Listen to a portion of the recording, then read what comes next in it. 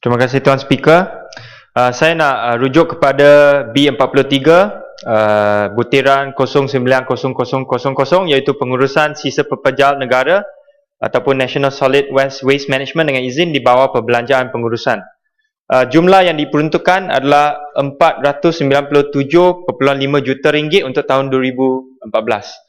Jumlah untuk mengendalikan sisa pepejal ini amat besar dan akan meningkat setiap tahun kerana kadar pengeluaran sisa pepejal di Malaysia ini kian meningkat. Pada tahun 2012, sisa pepejal yang mesti diuruskan adalah lebih kurang 33,000 tan setiap hari. Pada tahun 2005, hanya 19 tan setiap hari saja. Malangnya pada masa yang sama, kementerian telah gagal untuk melaksanakan tugas dalam meningkatkan kadar mengitar semula ataupun recycling rate dengan izin kepada satu tahap yang memuaskan. Recycling rate negara kita adalah 5% saja pada tahun 2005 dan telah menaik sampai ke tahap 9.7% pada tahun 2012.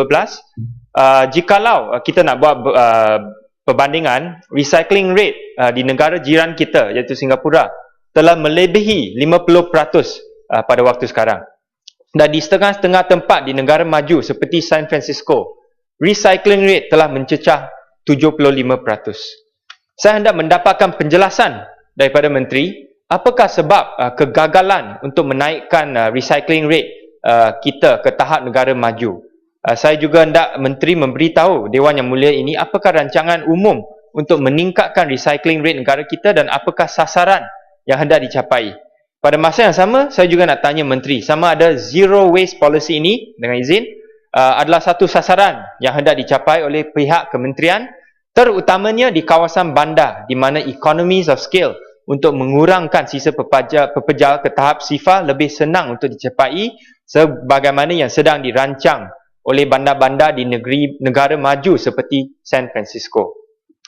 Pada masa yang sama, saya juga nak tanya, apakah kegunaan peruntukan yang diberikan untuk public awareness campaign bagi solid waste management di bawah butiran 14070000?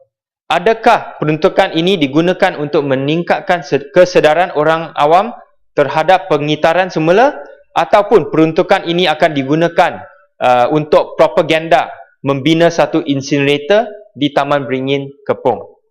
Salah satu daripada akibat kegagalan kerajaan untuk meningkatkan recycling rate di negara kita ialah tekanan untuk membina lebih banyak landfill untuk membuang sampah. Tambahan lagi, pihak kementerian telah sekali lagi merancang untuk membina satu loji incinerator di tepi tapak transfer station di Taman Beringin Kepong. Saya nak mengingatkan Dewan Yang Mulia ini, pada tahun 2003, kerajaan telah mencadangkan untuk membina satu loji incinerator di Broga Semenyih, tetapi telah membatalkan rancangan ini pada tahun 2006 oleh kerana bantahan yang kuat daripada penduduk di sana. Pada masa yang sama, pembayaran pampasan juga telah diberi kepada syarikat Jepun Ibara Corp yang pada mulanya diberi kontrak untuk membina incinerator di Broga Semenyih.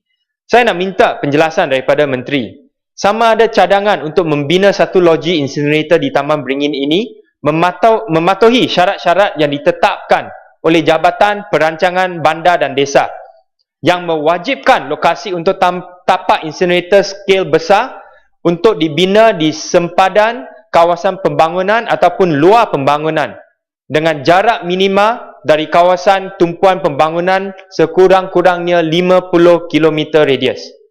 Taman Beringin di Kepong ini memang adalah satu tempat di mana ada penduduk yang padat. Jadi dengan itu, kenapa loji incinerator masih dicadangkan di sana?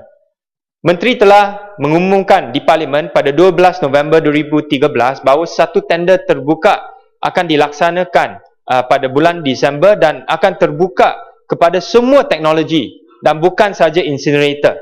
Saya nak dapatkan pengesahan daripada Menteri bahawa incinerator hanya adalah salah satu daripada pilihan untuk menangani masalah sisa pepejal di negara kita dan khususnya di Taman Beringin di Kepong.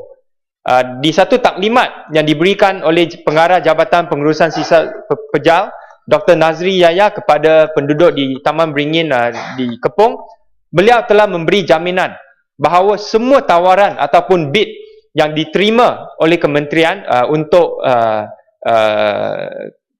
kawasan Taman Beringin ini akan diterbitkan secara terbuka kepada semua orang awam untuk menilai dan juga mengkaji.